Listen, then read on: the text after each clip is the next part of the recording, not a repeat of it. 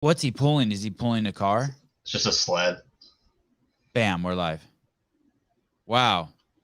Where is everybody? What's up, Bruce? Good morning. Bruce, what did you say in the last? You read it. You wrote a comment in the last show that I was like, I wanted to respond to. I never did. It was something good. Something. Oh, you read that book, a Billionaire Boys Club or something. Are Sarah's abs, Danielle, on together? I don't know if their abs are on together. No, they're going to be separate. They're going to be separate. I don't think you can have both of them on the same show. It's like a Ghostbusters if the streams cross. Shit, I wonder if what if none of them show up? Ooh, and just all you guys just show up. Clickbait. Where's Brian Friend? I wonder if Brian's coming to the show. I sent him an invite. He knew. Did I pee? Shit, I forgot my coffee. I need to ask my wife to bring my coffee. Stand by. Good morning. Maybe we'll have all sorts of special guests on today's show, maybe. Oh, what do you know? Oh, my goodness. You're the best. Did you add water to it? Oh, you're the fucking best. Thank you for doing that. I was just calling you. Thank you. I love you. Bye. You could leave that door open a crack because I have the heat on in here. I like to have the heat on and the cold air coming in from the door. Mr. Friend, hi. Brian. Oh, Brian froze. Wow, what a place to froze. He looks like a religious man right there, doesn't he? Brian, I think you might have an ass connection, buddy. Maybe open the curtain and let in more 5G waves or something. I can't hear him. Does that work? Maybe that's one of those special curtains like the Liver King has that like makes it so like cell phone tower shit doesn't come into his suite. Probably. But why, Leslie? But why? Why are you so excited? But why? It's just a regular fasting Sunday. That was a good podcast. If you guys missed the one we did this morning with Steve Mowry, young man, I don't know if young man, 29 years old, 10-0 in Bellator, 6'8", 250 pounds, well-read, well-spoken, baby of 7 months old, just a good dude, man. That was fun talking to him. That's going to be a fun career to watch. Big guys. Big guys. Did you see the fights last night, Caleb? I watched almost all of them. Most of the card was pretty good, I think. Did you see Derek Lewis go to sleep? I just watched it while we were talking to Steve. He was winning like the first couple rounds, like the first round, even most of the second.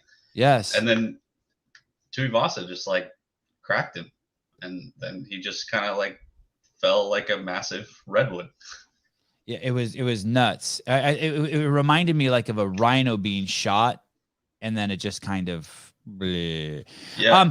Brett Haley, what a beautiful name. I want to tell you something. So, I'm not really a flexing guy.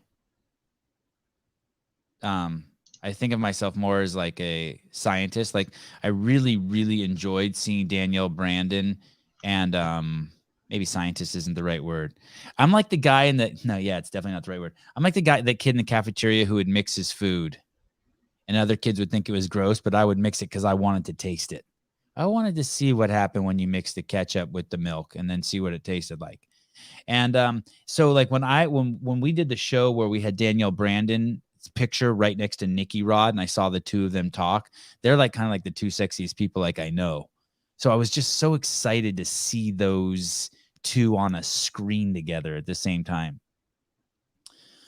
So just like it would be fun to have Trish or Elaine, whoever's the head of HR, and I on the same show talking about what's the definition of diversity, equity, inclusivity. That would be fun. That would be crazy. I'd love to fucking ask some of those people to pin down some of their definitions and find out what racism means too. Find out if I can steer them into realizing how racist they are. But anyway, I digress. So to say that I don't think I'm riding like a little bit of a high, knowing that I'm going to have Miss Sara Sigmundsdóttir on, and then Danielle on, and then later on the week have Rich Froning on. It would be a lie to not tell you that I think I'm cooler than I really am. If you know what I mean. Hi, Caleb. Hello, Sara. Am I in? Hello, You are guys. you are now in the metaverse. Okay, good. Yeah. Georgia, you're in Georgia. Sara, meet Mr. Brian Friend. Mr. Brian Friend, meet Sara. I met him last time. Meet again. Meet Come on, again. Sevan. Meet You again. already forgot our great first podcast.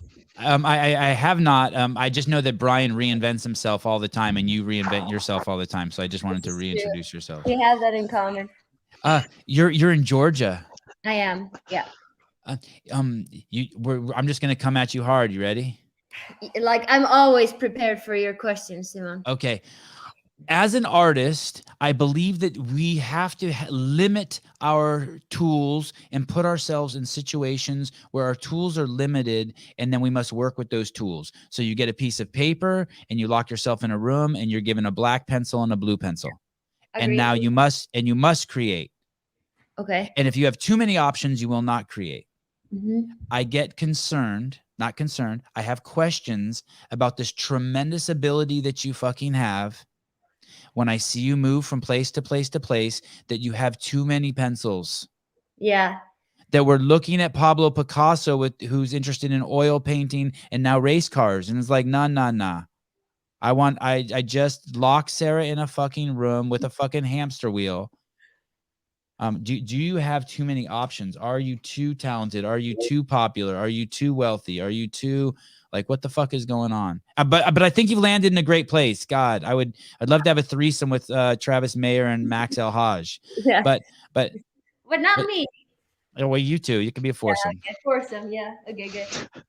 I'll do anything for Travis. If it means I have to sleep with you too, fuck it. Whatever. I'll take one for the team.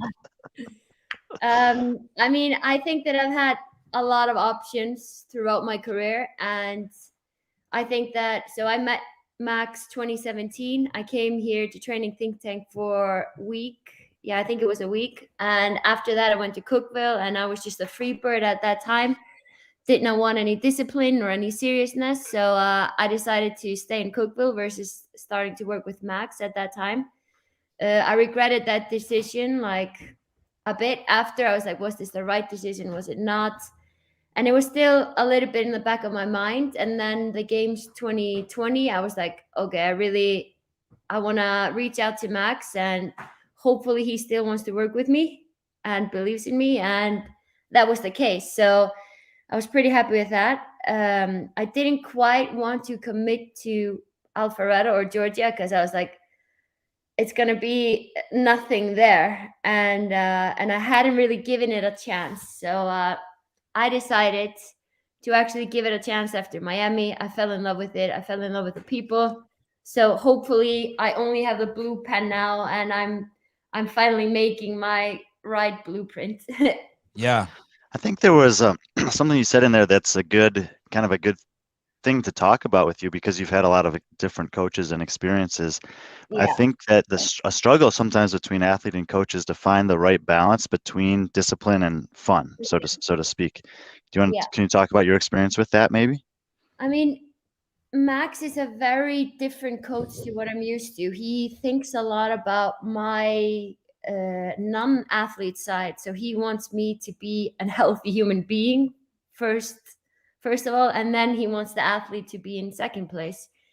Because like the belief is that if you are as healthy as you can be as a person, it's going to transfer into your career and you're going to enjoy it more. So I don't think that I've ever had a coach that focuses so much on my balance in life. So I think that's one of the best things about him. What's that look like? What do you mean, like healthy life? Can you give us some examples? I mean, when you are very driven and you're very outcome based, or you're very goal based, and everything is about an outcome, everything is about performing, you forget actually who you are. And I feel that some of my old hidden talents, I wouldn't quite say that, but talents that I think I have are coming out now again. Like music is coming up again. I'm enjoying a lot of other stuff than just training, but training is actually going better just because I am balancing everything else. So he like focuses a lot on that, of like bringing out the old Sara mixing with the athlete Sara. And they have to be complementary. This popped in my head. I don't know if this is appropriate, but it popped in my head. Sara Saunders was coming to the games. Her career has some, in my mind, the way I think of you two, some very similar parallels. Very, very, very, very good athletes who've had some just crazy hiccups. Yeah. But she had a coach in Australia, and she parted ways with them, and she found a dude. Mm-hmm. That firefighter hunk dude. Yeah, and she the husband dude. And part of me is like, oh, this is horrible. This is a fucking distraction. Like, this is what a mess. But how wrong could I have been? She was so fucking happy. I think she took second place. Did she take second place that year that she showed up with the new dude at the games, Brian? Yeah, 2017. Yeah. But it was also just a different Sara, because she was just a happy Sara. Like, she had been, she experienced something like 2014, like she was dominating, and then something happened to, I can't remember what it was, like, her neck, I think. Yeah. And it was like, it was taken away from her, and she wanted it too much that she forgot about everything else in her life. And I think she just forgot about, like, or you can lose yourself sometimes, of like, you forget what actually makes you happy and what actually gives you fulfillment, because you're so focused on you have to get things done versus how do I get them done in a smart and the best way. And I think that her husband now just like showed her actually that she's more than just an athlete. Like, I remember she was telling me, sorry, Sara, if you're listening and I'm not allowed to say this, but I remember she was saying to me, like, before events, he would be like, you're a warrior, you're a fucking, like, you can do everything better than everybody else because you've done this, you've gone through this. And I was just like, oh, this is like the right type of person to pepper up. Do you know what I mean? Like, you can also have a distraction of a person that brings you down and makes you question yourself. So I think that she got extra lucky with Matt. Someone who believes in her. Yeah. And there's no like perfect formula. You listen to someone like Matt Fraser and how focused he is when it comes to competing, and he doesn't want a lot of people around, and he doesn't want distractions. And you contrast that with someone like Pat Vellner, who likes having people around him, likes going home to his wife and kids. And people are just so different. What can help them and what can make them lose their focus? Yeah, that's a great example you gave, Brian, because in between, like when he's competing at the games, he would go down to the restaurant and just be eating and jump on a phone call with Brian and I, whereas other athletes are throwing their phones away, right? Or like, whatever you do not do an interview. Yeah, it's fascinating. Yeah. We would hear about I guess the most famous conflict, and I'm sure there's been plenty, but the most famous conflict in our sport was between Matt and Rich. And when I think of that conflict, I don't think of it as anything too intellectual. I just think of it as like, hey, there's two bulls, and bulls are made to only be one per, corral. That's, that's just how I think of it. It's that simple, right? Yeah. Do you ever have that? Do you ever have that issue with, you show up somewhere, I have this perception of you. I think that you are very kind. I think you're very nice. I think there's a lot of depth to you. You're very open, but I also suspect there is, you need a lot of room. That Sara Sigmundsdóttir is a big person, And, do you ever have that conflict? And does this ever happen with males also? Like, can there be cross-sex, alphas? Like that me and Travis are like fighting for attention here in Training Think Tank. It's not even attention to, but yeah, I when I think of the Training Think Tank. Yeah, there's only one alpha almost. You're talking about that.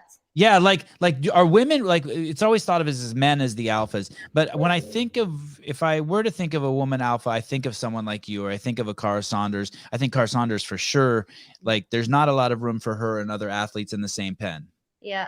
But I mean, me and Sara, we get along very well. I think it just depends on the person. I mean, I think about like some females and some guys also just get threatened by another athlete, and it can affect their self-esteem or something like that. Well, other people just like take it as, oh, I need to work on this.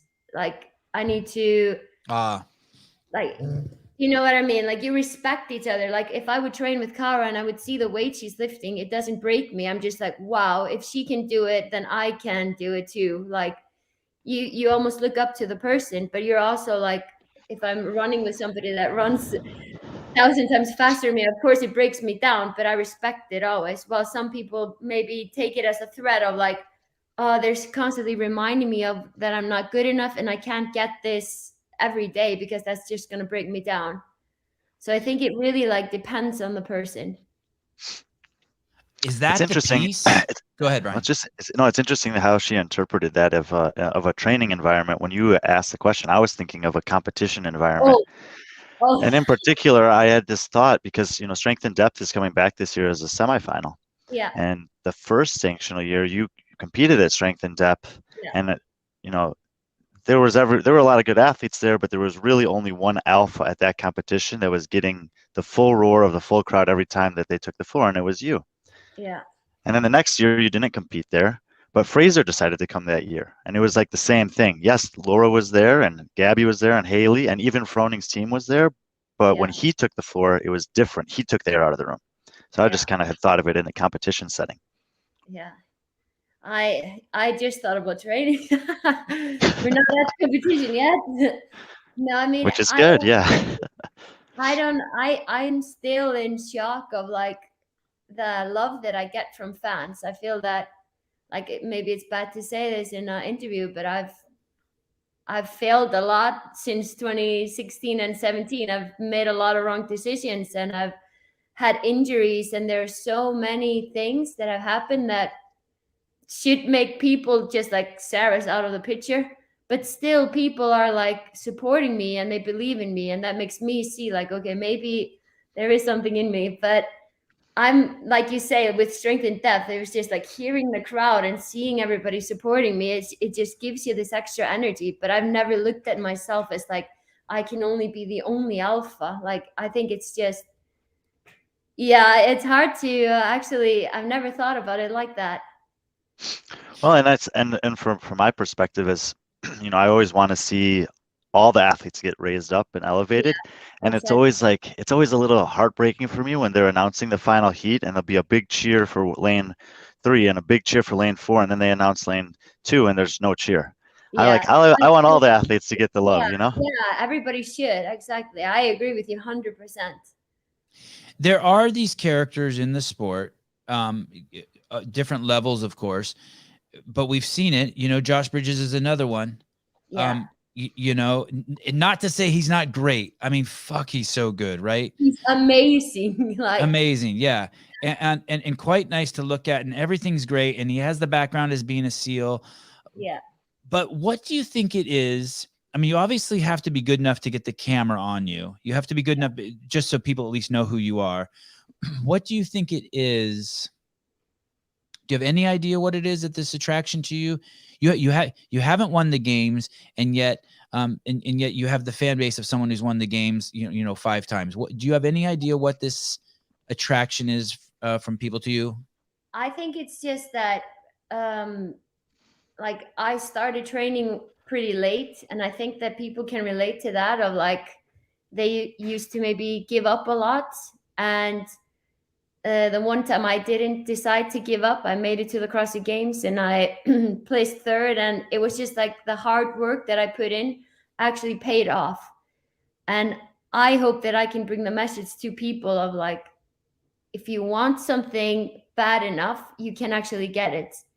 And I'm just that kind of person now after I started seeing results in my athletic career and just in my mental health with my athletic career. It's just like all of a sudden I started seeing myself self differently. I started respecting myself differently. And I think that maybe people see a video of me and they're like, oh, she didn't have a sports background, but she can still do handstand walks. Maybe if I start doing handstand holds against the wall, I can do it too. Like, I think that people maybe relate to me in that kind of way, instead of like, I was in gymnastics for 16 years, and then I also played soccer, and I did this and this and this. And like people are like, oh, I don't have that background, so I'm not going to start because there's no hope for me. But then they see me of like, hey, she was 20 pounds overweight, and now she's at the CrossFit Games, and she's actually pushing the girls that have an amazing athletic background. You could have made a wrong choice early on. If I recall, while maybe Annie was out pool vaulting, you were hanging out with a bag of chips. I was Right? more than bag of chips. I was pizza every day, and you avoided discomfort, right? You didn't even like this. You didn't want you avoided discomfort as a child. Like, I like training or pushing myself. I would never do it. I would be like, this is just not for me. I don't feel good when I get red in my face, and I was embarrassed. I hated sweating. Did you ever hate sweating? I hated it. I didn't sweat until I was 18 for the first time. I was like, oh, Crazy. Do you remember the first time? Do you remember the transition from when you didn't like sweating to when you did like sweating? Yeah. So like, I think it was, I remember my first like class that I actually enjoyed. Like I tried doing spinning classes with my dad, and I would be like mid-class, I'd be like, okay, I'm only allowed to go to the restroom 2 times in the class. Like that was my goal. And if I would go to the restroom, I would just take a seat and I'd be like, oh, I'm almost napping. Like I would be so lazy, and I would just go to spinning because my dad was like, come with me. And he bought me a membership, and I was like, okay, I have to go. But then I tried the boot camp thing, and that was like, I was actually strong, and I was actually better than some of the girls. And that's a little bit what just like, I don't know, like started firing the torch. I don't know if that's the right saying, but it's just like, I was like, oh, I want more of this. And I think it was, I pushed very hard, and like there was a test in the beginning of a seminar, a bootcamp seminar, and I pushed super hard, and I actually enjoyed surprising myself when I thought I had to give up, but I didn't give up. And then I got a compliment afterwards that I was actually pretty good, and that was like, I want more of this. Like next time I do the test, I want to be able to do this. Ah, you're like a little kid. Yeah, I was like, it was like the little rewards that I was just like, this is working. And then you just surprising yourself of like, I saw people doing something like a strict pull-up, and I was like, oh, I wish I could do that. And then I tried it and I could, and I was like, oh, I can do it. Because you have this belief of yourself that you aren't as good, or I was at least like that. I wasn't good at anything. I looked up to other people, and I was like, why don't I have this talent? But I never actually tried. And I used to watch a lot of Biggest Loser, and there was a quote there that said like, hard work beats talent. And that was my motivation when I started. I was like, I don't have talent, but I can put hard work in. So Biggest Loser helped me also with my career. Isn't it amazing? It's like having a Ferrari, but every time you're in it, you think it's a VW Bug. Yeah. Sorry, bad example. Bad example. Volkswagens are great. Sorry, bad example. The best. Let me rephrase. It's like thinking you have. I mean, you didn't know what you were driving. No, I had no idea. You didn't know what you're driving. I was driving like a Nissan Micra, or I thought I was driving a Nissan Micra when I was on my Volkswagen Touareg. Yes. Hey, do you have a Volkswagen with you in Georgia? I'm waiting for it. So I'm very excited. Very patient. Yeah. I'm waiting very patient. Hey, and when you get it, will it be new? Will it smell new and be all yummy? Yeah, it would be customized for me. That's awesome. Yeah. Please don't put some pancakes on the side, please. I like custom cars, but don't do the pancakes on the side. That's one just for Heber and Mars, the pancake one. Yeah, I won't do that. I promise that. Okay. But I might eat pancakes in the car though. Yes. You go to Dubai.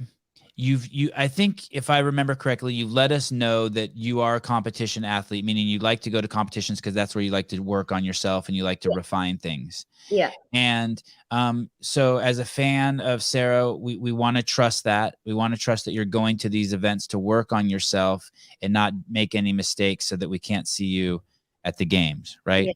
Yeah. So you go to Dubai, and then you freak us out a little bit by showing up at Wadapalooza. We're like, oh, what is she doing? It's too many.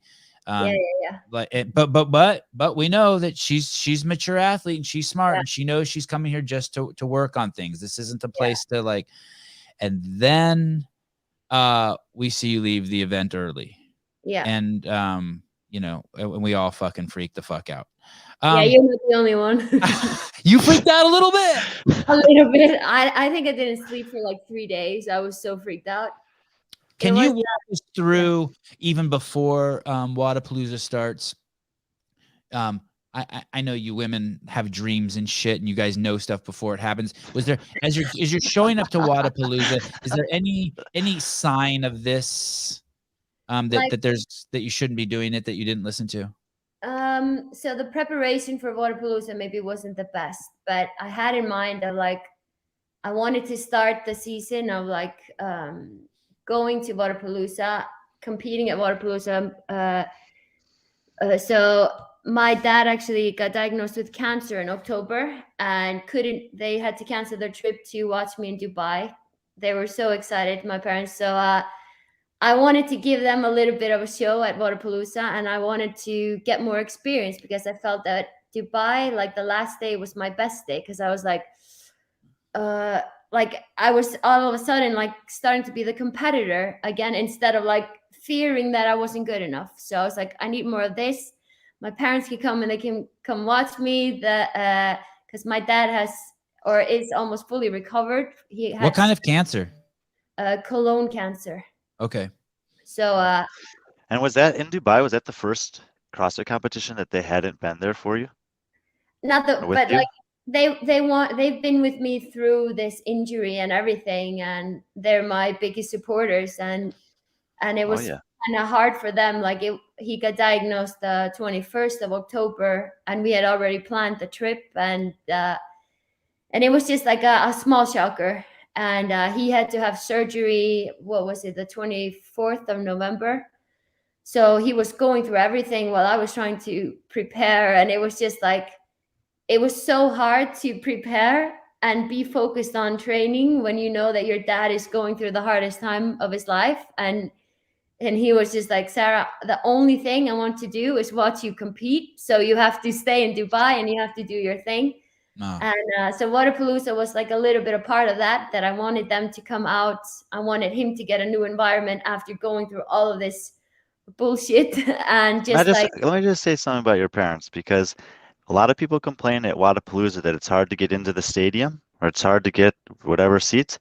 Yeah. I don't know how they did it, but they were in the front row every time. Yeah, my mom, she wakes up at 4 a.m. and is waiting in line to get the first seat, because she's like, I want Sara to see me and hear me as soon as she walks out. And she has this thing that as soon as they count down of like, stand by, then I hear her say, Sara! And she's like the only voice. And I'm like, okay, my mom's there. It gives you like extra strength.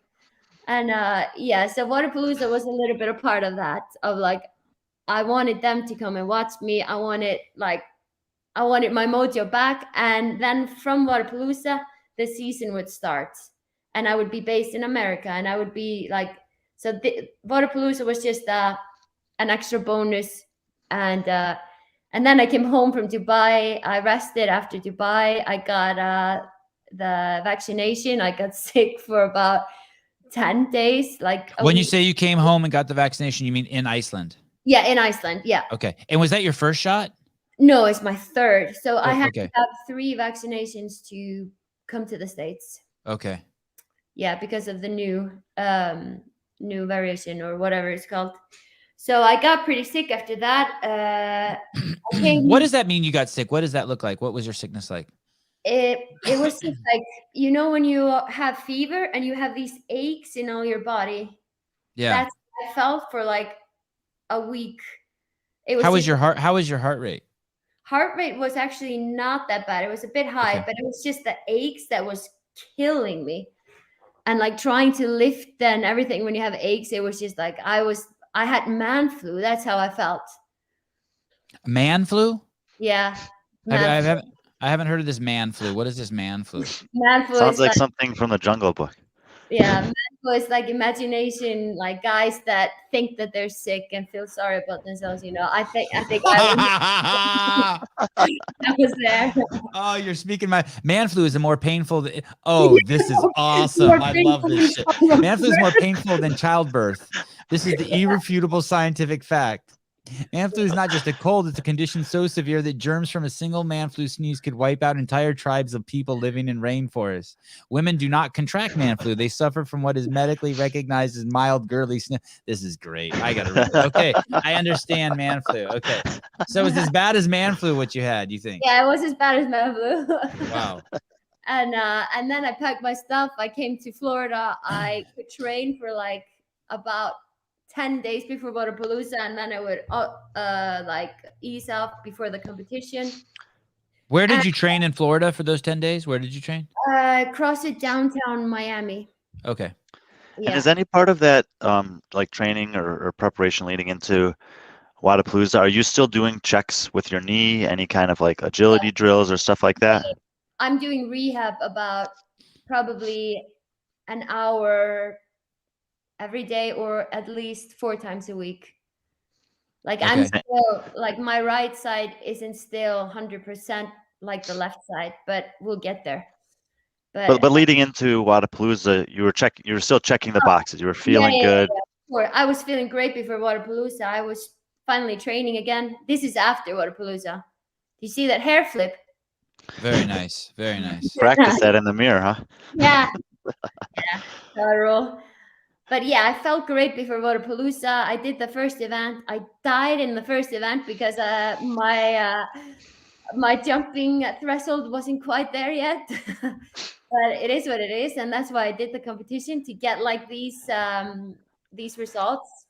And that's actually, that's notable. Like the buy-in of the double unders is there and it's real. Yeah. But if you hadn't had this setback for the last 18 months, that would be kind of an afterthought. But because you did, that was something you were thinking about probably more than any of the other girls. Yeah, and it's just like I was always failing the freaking double unders because my right leg was so fatigued it didn't want to lift off the ground, and I was like, I'll just do singles then. And inside my head I was like, What was the buy-in?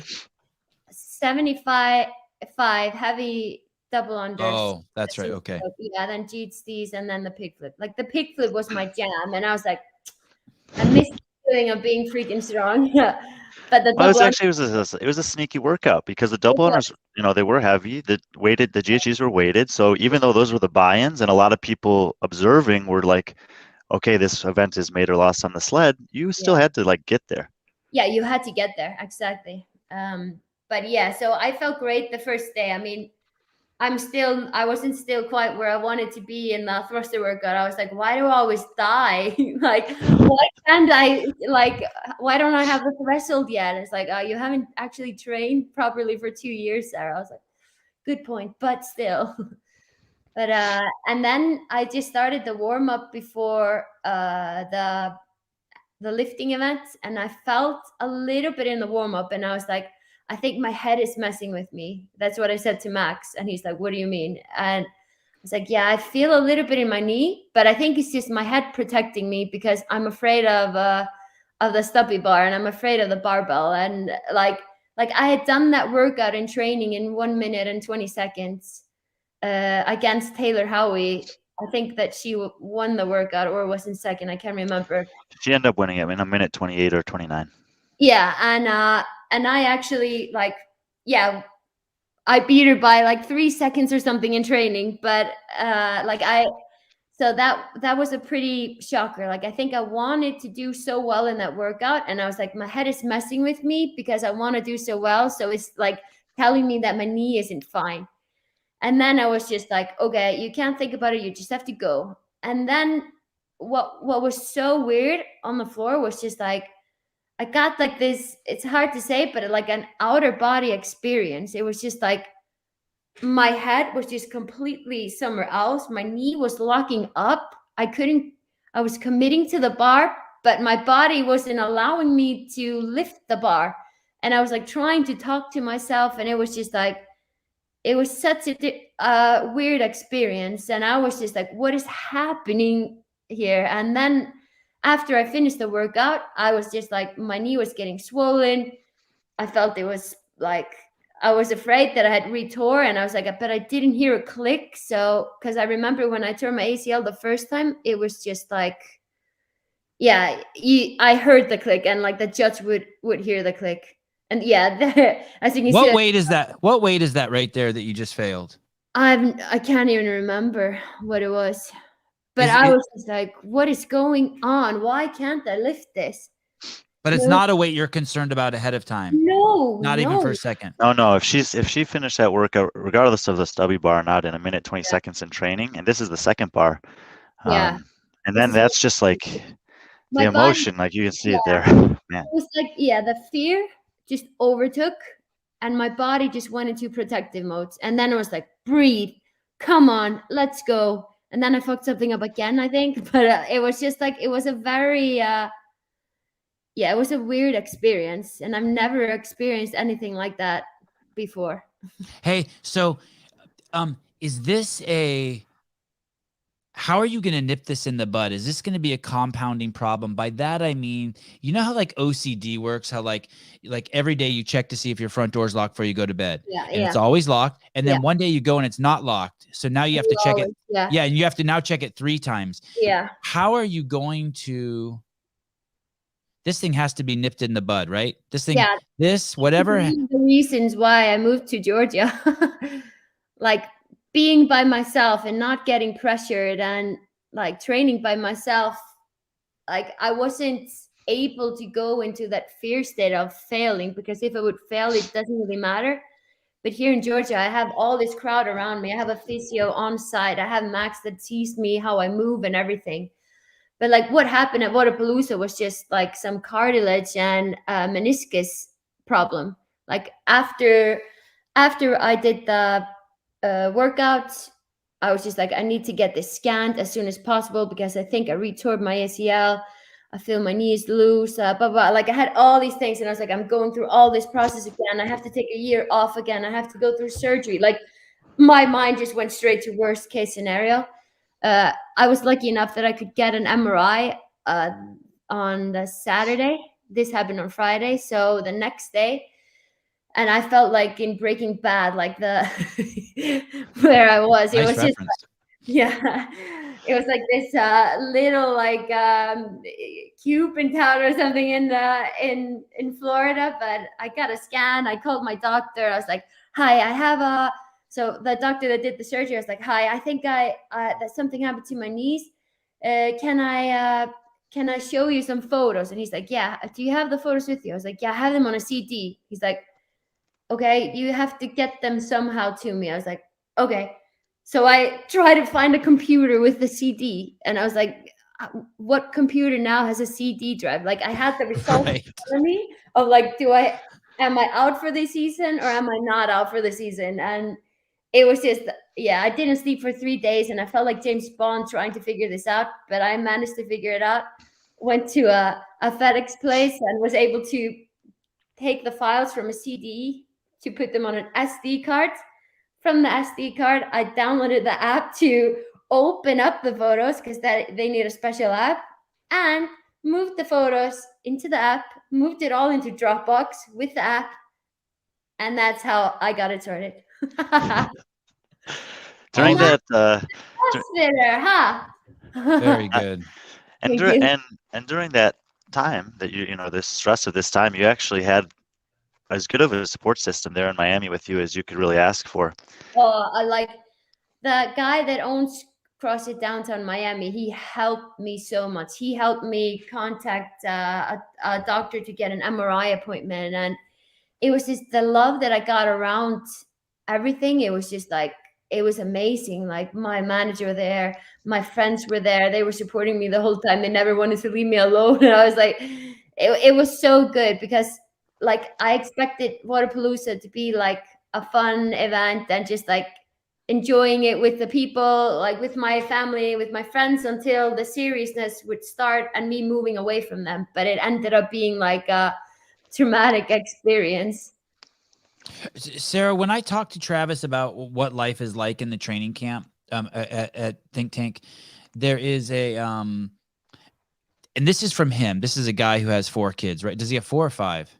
4. Yeah. So this is a guy who has 4 kids, but his life is very compartmentalized. Like, I don't get the impression that he's having deep or heavy or intimate talks with people at training. It's go there, train, keep things this with no negative connotation, pretty superficial, get the work in and get home. Like these are my, this is my life.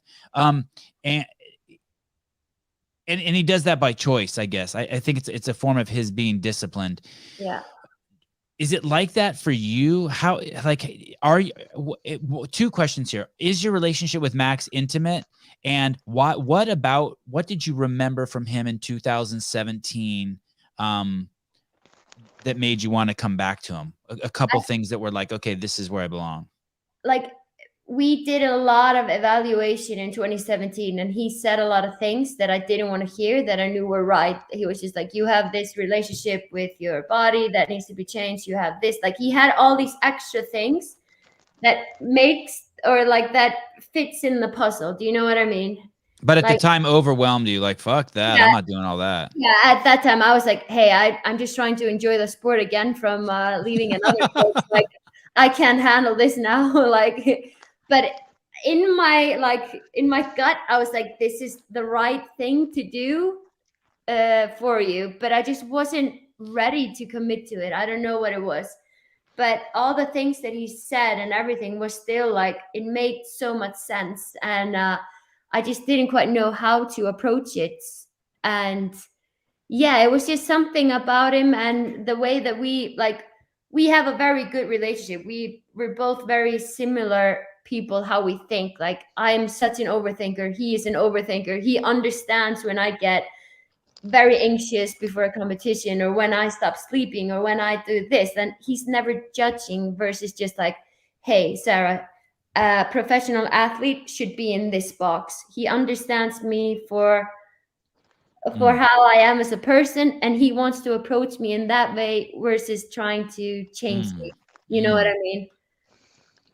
So it is intimate. It is you're close to him. Like, there's a lot of trust. There's a lot of trust. And that's one of the things, or like, we're building the trust now. I mean, I've been here in Georgia for about 3 weeks now, and we hadn't spent any time before that unless it was a competition. Like, I met him for the first time since 2017, or like, I've seen him in competitions, but just high and by. But met him like officially the first time was now in Dubai before DFC. So we hadn't spent a lot of time together. And then at Wodapalooza, and then this happens at Wodapalooza, and he's like, I think the best thing you can do now is, like, we work on our coaching and athlete relationship. I learn how to approach you in these stressful situations instead of you just trying to do everything yourself. And like, breaking the habit of actually having a team versus I can do it best myself. Wow. I think that I do think that conversation or experience you had with him in 2017, like, that groundwork is kind of irreplaceable, though. And this could be true for, a friendship, a lover type relationship, anything. Yeah. And it was also just like having a person that you only met for a week, and he could see so many things in me that, like, I barely saw in myself, but and the belief that he had, and I was like, am I that talented? Like, I'm just lucky. Like, that's how I looked at it. And having him still in 2020 believe in me and wanting to work with me also was like, okay, I'm like, this. He just wants to ride in your Touareg. Maybe he wants that, but he was confident enough upon first meeting you to tell you what you needed to hear, even if you didn't want to hear it. And he was patient enough to wait for the right time for you to receive that message, knowing that it might never come. Exactly. Yeah. And I was also just like, I wasn't ready at that time for that discipline. So if I would have jumped on board with him then, I might have maybe been like, this CrossFit thing isn't for me anymore. I think I have had to experience everything that I have had to be able to wanting to be this committed now. If you don't work on your breathing and on meditating, this isn't for you, Sara. This is for everyone in the world. If you don't work on your breathing and your meditating while you're in a good state of mind, you sure as fuck won't be able to utilize that tool when fucking shit hits the fan. And when I'm so impressed that Max would do that. Come out here and let's start running fire drills for the next time you have some sort of fucking like challenge in live competition. Let's start. Things are good here. It's safe. We're in Georgia, but let's fucking like role play and work through and prepare for it. I mean, I really like what Brian said. It's actually what lovers should do. It's like what people should do who are in really healthy relationships. That's when you practice. Okay. Like, how are we going to stay together through the hard times? It's fucking awesome. I'm impressed. Yeah. I mean, I was like, fuck, am I actually going to commit to this, or should I just start doing it myself again? Why not just say what? I feel like I asked you this last time, but why not just hang up your gloves? That's exactly what I did. Yeah. Surrendered, and I was like, okay. I think that so you quit and you landed right where you're supposed to be, back in the game again. Yeah. Wow, that's some fucking deep shit. Yeah, and it's also like, I think that in the back of my mind, it's this fear of like, what if I actually go all in, commit 100%, do everything as I should do it, like sleep 9 hours, have this routine, have training buddies, but I won't be good enough. What then? What do I do then? And I think that was the fear inside of me of like, maybe I'll just get it in black and white that I'll never be as good as I was, or I'll never reach my goal or anything. And then it was like, are you going to think when you're 80 years old that you should have done something, but you didn't do it? And that was like, slapped my face, took my gloves off, hung them up, and Max, you are my sensei now. And do you think you've gotten to that point now where you're like, yep, I'm going to go all in for this, and whatever the result is, I'm happy that I committed to this thing? Yeah, I mean, I can't do anything more than I'm doing now. Like, I've moved from my baby Simba, I've moved from my family, I'm going to bed at 9:30 in the evening, I'm running 4 times a week, I'm doing running drills, I'm doing rehab, I'm doing all the boring shit, but it's actually fun because I see improvement, and I actually see again that there is something still there that I thought had left me, like the belief in me. Like when you experience like let's say a traumatizing injury, you're always afraid of re-tearing, going through the process again, blah, blah, blah. It's like coming here, getting the security, and something just clicked. Like the focus and everything. It was just like, I needed this. There's no doubt in my mind that trying to do this, what you're doing, and winning, or trying to do this and losing, it will not matter when you look back when you're 80. All you will care is that you did it. We just had a fighter on this morning, and he said, the only reason why I'm fighting is I don't want to look, he's 29. He's all, I don't want to look back when I'm 35 and be like, fuck, I should have fought. Exactly. And even if you don't make your goal, at least you can be like, well, I had this experience of giving it my all. I don't even think most people can say that a tiny bit. Exactly. Like I was almost in that spot of finding excuses about everything, which is not like me. That's like the old Sara was, of like too afraid of failure. So you just make up excuses and you fail and you're like, oh, I knew it would happen. Instead of going freaking all in and be like, I'm fighting for this. And if it doesn't work, I just need to change the work next year. Like stopping that fear of the outcome is a little bit what I'm dealing with now. And like you say, like if you don't meditate and breathe in the calmness, how the hell are you going to do it when you're under pressure and everything? And this is what I'm learning now. I just want to, sorry, I just want to address one thing. Nick, I tell my sons all the time to not put their fingers in their mouth. Please do not do that. It is not a good look. I don't like my kids with their fingers in their mouth. Sevan, are we not asking her opinion on the firing of Dave Castro? Does she think CF fucked up? What about the Monster Coca-Cola sponsorship? Ask the tough. I don't think those are tough questions. Just so you know, I appreciate how you would think that those are tough questions, by the way. I don't think they're tough. If you would like to address any of those, you can. But I think a lot of people are curious. Like, do you have any opinions on Dave being fired? I mean, I don't have a strong opinion, but I mean, I like Dave. I think he's an amazing programmer. I think that he is one of the reasons why he is one of the reasons why CrossFit is how it is. And I think it's just going to be very interesting year without him. Like, Yeah. I don't have a stronger opinion about that. Like, maybe they have a plan, maybe they don't. This is just way out of my control. And if I start fussing about it, what do I benefit from it? Amen. Yeah, let someone like me who can just fucking kick back at 7 a.m. and talk shit from my privacy of my own office. Yes, Yeah. You have shit to do with Max and Travis. Yeah. And then the second question is: Do you have any thoughts about the a drink like Coca-Cola being a sponsor for the CrossFit Games? No, like I have some very strong feelings about it. Yeah. I hope they dump in as much fucking money as they fucking possibly can. Yeah. And I hope that people speak honestly about it. And I hope Marlboro and tobacco and nicotine and cocaine and heroin and fentanyl and Pfizer all jump on board and sponsor the CrossFit Games. Now, that being said, if you think Coca-Cola is ass, you should also say that too. But you should have no issue taking their money as long as you don't have to lie. Yeah. Yeah.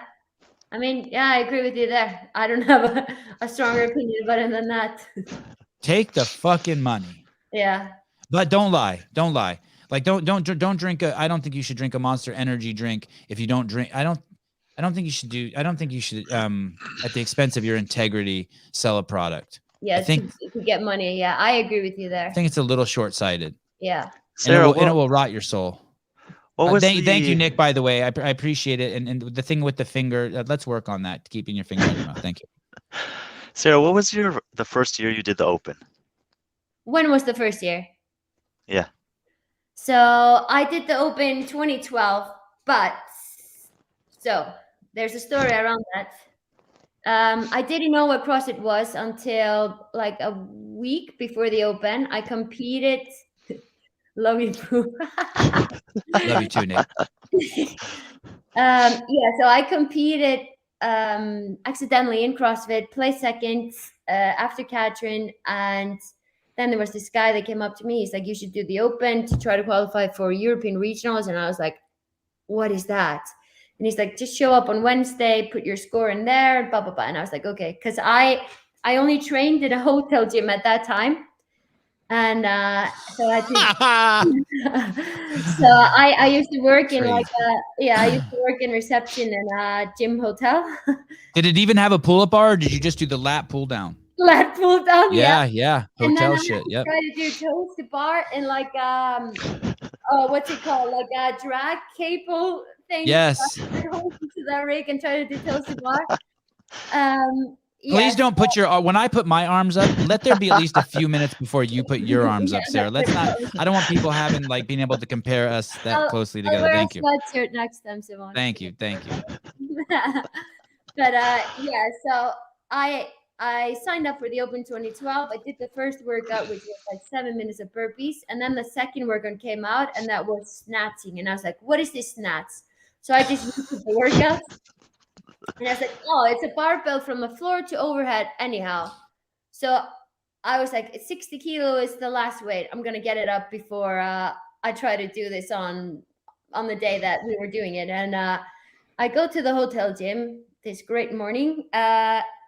Just put occasionally 40 kilos on a bar, a slide, put 50 kilos. I was like, okay, 60 kilos.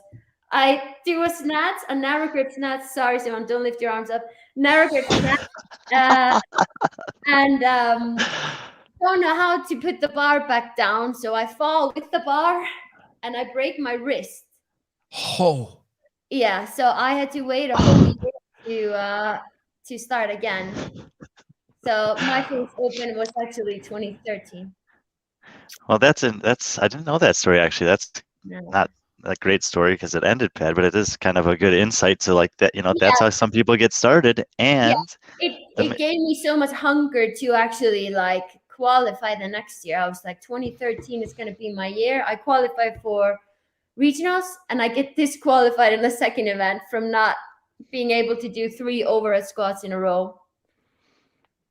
The same problem, the overhead. Wow. Yeah, and I was like, are you joking? So I had to wait a whole year, and then it was the gymnastic year, and I was like, what the hell is legless rope climbs and these strict handstand push-ups? So after 2014, I was like, I think I need a coach or a program to follow. Get out of this hotel gym. Yeah, yeah, we're still stuck there, but Well, the Crazy. obviously yeah. the Open's coming up, and I wanted to just ask you two things. One is, what's your approach or perspective for the Open this year? And two is, in case there's anyone listening who's thinking about doing it for the first time, what would you say to them?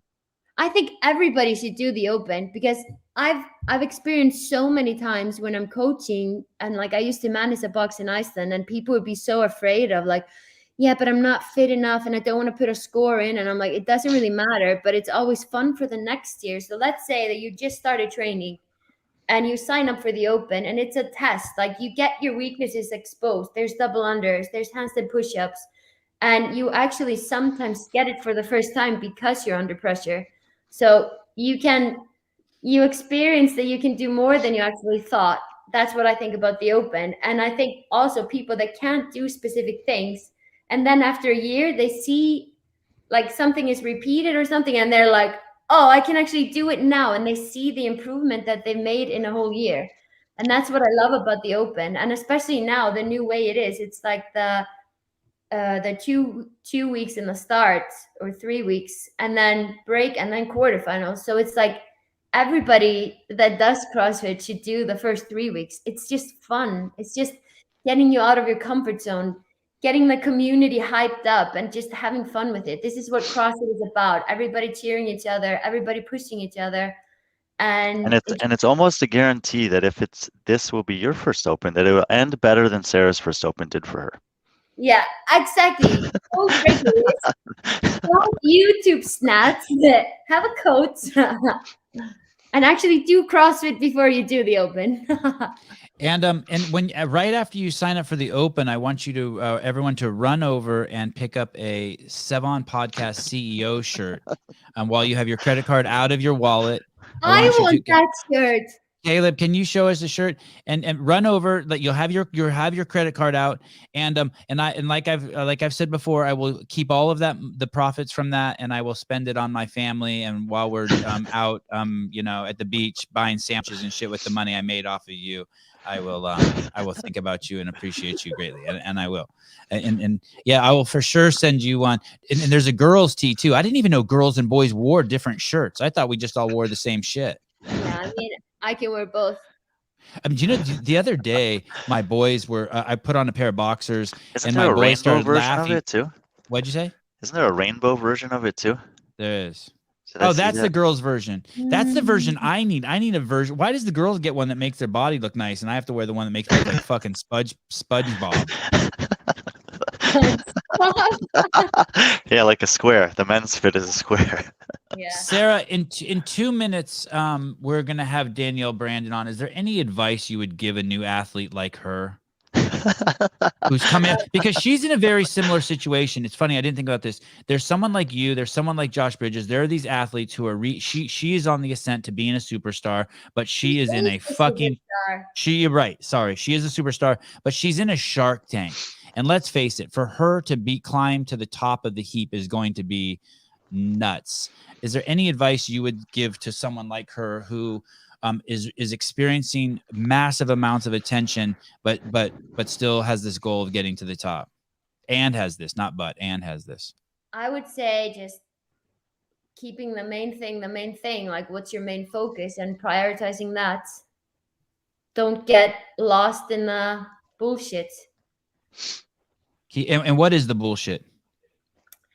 I would say that, like, at least for me, I said yes to a lot of things because I felt guilty saying no, and maybe things that didn't quite help me reach where I want to go. Like, so, like, knowing when to say yes and to no is like the key thing, and I hope that she knows that, and I think that she does. Meaning, dating this boy is not going to get me to where I want. Eating this meal is not going to get me to where I want. Yeah, I mean, staying out this late is not. Yeah, is this gonna help me make it to the top, or is this gonna make me go like below going, or like am I going even further away from the top by doing this? And what are the steps for me to make it to the top? God, there's almost like there should be an app, and you point your camera at it, and you're like, "Will this help me get to the top?" Also, yeah, but you can also have like the which ball, like, should I do this? And then it like says yes or no. Yes. Or you could just get Max El Haj. Yep, or him. But she has Justin. He's as good, yeah. Sara, thank you for an hour on your Sunday morning. You are most welcome. Thank you for having me, Sevan. Hold on. Sara, are you gonna watch the Super Bowl tonight? I am. It's my first Super Bowl. Do you have a rooting interest, or are you just? I'm gonna set up can you see this? This is for my room. Looks like a fire hydrant. What is that? It's not a fire hydrant. It's like a shelf. Okay. I'm gonna build that while watching the Super Bowl tonight, guys. Do Awesome. you have faith in me? I know you'll. Don't hit your finger with the hammer. I can't promise. Lose a finger. Well, enjoy the Super Bowl, and yeah, Thank thanks you. for coming on. This was a lot of fun. Yeah, thank you so Sara, much. you're the best. You made my day. Thank you. You are the best. And say hi to Danielle for me. Okay. Okay. Bye. Bye. Hello. Oh shit! Oh damn! Someone What? goes, "Hi, Danielle." DB Well, hello. Danielle Brandon. I know. I just heard the end of that. How Sara said, "Say hi to Danielle for me." Someone in the comments, I can't remember what they said, but they said something about having you and Sara on, and I was like, I cannot lie, because later on this week I have Rich on. I cannot lie. Like, I walk a little bit taller knowing I had you, Sara, and Rich on all in the same week. I'm like, yeah, I'm the shit. And you, Brian. Ugh. No, you don't have to lie. Remember we talked about that Okay, with not the you then. Coca-Cola thing. Take the Yes, money, yes, but just don't lie. Oh my god. Danielle, where Hello, are guys. you? No, hold on. Brian, where the fuck are you? I'm I've at been my talking brother's for an house. hour, and I'm like, where is he? I'm at my brother's house. We got a Super Bowl party a little later tonight. Oh, it's nice. The wooden blinds. I tried to do it I from the know. guest bedroom, but the internet was not sufficient in there. I'm in my room. Danielle, where are you? In my room. Are in Vegas? Yeah. We had Cotler on the other day. Yeah, you did. Dude, that guy is something else. I know. Man, He he's a has had huge so many Danielle Brandon lives. fan. Say that again. He has had so many lives, lived so many lives. He's a huge fan. He believes in you like crazy. Is that like just intense pressure? No, No.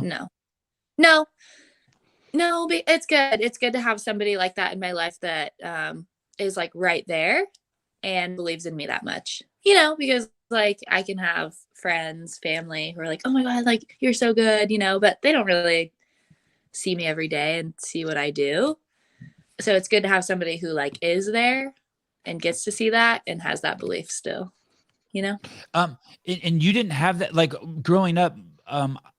I had that, but growing up, you didn't. You had to believe in yourself. You didn't really have anyone who believed in you, huh? Yeah, exactly. Yeah. I mean, I had my best friend. I had a couple of really good friends, but you know, it always sucked like not having family, like, you know, blood related family that had that belief in you when everyone around you did, you know? So it was like, okay, like, yeah, you're my best friend. I love you, but you know, are you really reliable kind of thing? So Yeah, you told us on that first interview that you didn't trust anyone. And what's fascinating is Yeah. that kind of came up unprovoked with Cotler. He basically said that the diamond in the rough about the games last year was the development of his relationship with you, meaning because of what happened to Bethany and Carrie, and you and him were forced into kind of a pressure cooker situation, and you guys were able to like take leaps and bounds in your relationship. I'm paraphrasing. Yeah. And you guys took advantage of that. Would you Oh, say that do you agree with that, or is Justin full of shit? You still don't trust him? Fuck him. You're going to, mayhem next week.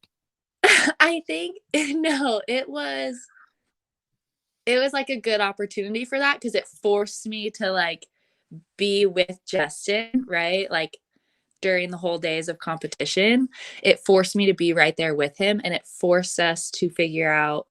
And like it was not perfect. Like it was not like I had my moments, and like it was exhausting, and I had my moments of lack of communication, not listening. But it forced me to try to communicate as much as possible on what worked best for me. I think we found out some things that weekend of like the style of coaching that he has with me, and how different it probably is compared to like Bethany or Carrie. So it forced us to like figure out a lot of those things, and not to say we did it perfectly or it was like the smoothest weekend, but we made progress. Yeah. Hey, when you jump up on stage and you flip off the crowd with a smile and the crowd cheers, is that I know I asked you about this before. I forget what you said, but is that kind of like, are you even kind of like at that moment have an out of body experience? Are you kind of like, wow, who's this girl flipping off the crowd? Why is she doing that? Or like, I don't think it was like out of body, but like you're definitely, I was on this like high, but I don't think I told the story of like behind like the and the shit. crowd loves it. Yeah, flip us off, Danielle. Yeah. They love you flipping them off. Like, yeah, we're getting flipped off by like, Danielle. Yeah, I mean that's a special person. Personally, like that was to me. Like people loved it. They're like, yeah, she was flipping me off. Like not everybody, not like a figurative thing. Oh, these people are so selfish. They think it was for them. Look at the little girl in the front row. She's like, "There's my hero, Danielle." Oh. All the little kids right there. Hey, they still ask for an autograph. Say that again, sorry. They still ask for an autograph, the kids. Listen, people, we are all not created equal. You have to understand that. That is a special gift that God gave Danielle to express. Danielle is what God's own expression, and you are your own expression, and you are not to judge her or judge yourself. Find how God wants to use you, and let that being, he, she, its spirit use you, and it works. Like we see it. We're not everyone. Not Rich Froning, as special as he is, he cannot go up and win and flip the crowd off. That's not him. I agree. But we all felt your love when you did that. It was like, oh, Danielle loves us. Oh my gosh. Yeah. Caleb, can you pull up her Instagram? This is gonna get scary, Danielle. Oh, really? Oh. Maybe a little for me, because it's been just in my brain, just fucking rattling my brain. I don't know how I'm gonna approach this subject here. Oh. So you talked about how when you I think you started at Underdogs Athletics, you weren't eating enough, and you were doing like 1,200 calories a day, and that basically someone came up to you, the nutritionist is like, hey, enough of this nonsense, and you basically you crashed on an assault bike once. Oh yeah, yep, yeah, I just died. I literally died. And I was like, my body like could not do it anymore. And then Justin was like, he's like, what the fuck? Like, we need to figure this shit out. And he's like, I'm calling Cooper today, and called Coop. And he's like, we need to like we need to find something. We need to fix this. And then sure enough, Mike from M2, he works with like Haley. He works with it now. I think he works with Kyra now at our gym. Works with a lot of he works and has worked with a lot of athletes. A ton of athletes. I can't even like name them all. But and now I think Kiefer works for him. But Kiefer's at our gym right now. That's what made me think of him. But Kiefer, when you say Kiefer works with him, he's actually working on Kiefer's diet too. Actually, I don't know. Kiefer is directly related somehow. I don't know. So he has you. So you have this insane body that just like everyone wants to cuddle, like dudes and girls. Like I cannot believe how many girls want to fucking cuddle you. Like people would be like, my wife has a crush on Danielle too. It's like what? Like all that you're bringing couples together. It's weird shit like that. The DMs are like, my wife like wants to know this. Like, can you like do this for my wife? Like, it's great. Yeah, you've somehow made it safe for men to have a crush on you, with their wives having a crush on you. But when you're eating these 1,200 calories, I'm assuming you're doing it because you want to have a body that looks a certain way. No. I mean, no, I struggled with like, went through my like eating disorder phase kind of in like high school, college. But it was never like, oh, I'm going to like, I don't know. I didn't intentionally eat less to like make my body look a certain way because it didn't look how I wanted it, eating less. Right. That's a strong point. Yeah. Like I had my best friend and I was always so envious of her. She had like amazing abs and I was like, what the fuck? Like I work out so much harder than you. And it was because she always ate so much. Like she ate what was right for her body. And I was like, what the fuck? I will never look like her eating so little. And so I mean, it's not that I intentionally ate less to like look like that. I just didn't know, I thought I could get away with it because my story's all fucked up now. Thank you. Can you pull up her Instagram? Can you post that picture of the white shorts with her back to us? So you see this picture, and let's go back a second here if I can get my story back on track because I'm too scared to just flat out ask you what I want to ask you. I want to know. We'll get there. I'm building up some confidence. Okay. When you first of all, who took this picture? Matt, I want to say Matt Pipa. True Grit. The True Grit photo shoot. Well, man, that's an incredible fucking photo of you. Yeah. They did. And do you have to ask special permission to post that, or does he just give that to you? No, he just gave it to me. Yeah, it's an incredible photo. So is that the body you wanted, let's say 10 years ago? I never had like an ideal body. Like I never looked at a body and was like, I want that body. Okay. So you were always happy with the way your body looked? No, I would look in the mirror and it was always like, oh, I wish I had better abs. But I think it was always just like my stomach. Like I've always just been self-conscious of that. And that's why there's so many ass photos of you, because you're hiding your stomach. I didn't really care. It's funny, in high school, I had a butt and boobs, but nobody and every girl was just always like, oh my gosh, how are you so skinny and you have an ass and boobs, and I was just like, I don't know, I never tried to get that, and so, but I also didn't take it as yeah, I have an ass and boobs and I'm skinny, you know what I mean? I still just oh, my stomach or whatever, oh, my legs are kind of so big. It's just, yeah, I mean, it's just, this is you're just a normal person. You're not, you're like the rest of us. You're not focusing on the nice shit you have. You're just fuck, you're focusing on the bad shit you have. Well, bad shit in your own mind, not bad shit, really bad shit. Right. Yeah. Everyone's trying to make them, well, I guess in the most optimistic sense, everyone's just trying to make themselves better. Yeah. Or reach some sort of ideal. Okay. Can I see your Instagram again, Caleb? Sevan, you're ever gonna ask your question? Yeah, here it comes. Yeah, here it comes. Okay. So click in this picture. What should I say something nice or mean first? Let's go with mean. Where'd you get those jeans at, and do you still own them? I think you should pull them up higher. You think? Yes. You think I should pull them up higher? Way higher, just right under your boobs. So we see no stomach. Oh, no, okay. I'm joking. Where'd you get those pants at? There was a phase. Those are mom pants. Are you getting married or something? They are mom pants. Yeah. They are mom pants. And I mean, you rock the shit out of them. Don't get me wrong. You rock the shit out of them, but they are mom pants. Where you're coming from, because when I put them on, I actually had a couple other girls with me, Kyra and Sabrina, and they were like, no. And they were like, no. And I was like, yeah. I was like, I don't know. But they were just so freaking comfy. You know, it was comfort over style. When I feel like comfort trumps style 9 out of 10 for me. It did, especially jeans. Like, you know how hard it is to find jeans. Because of your butt? Because your butt?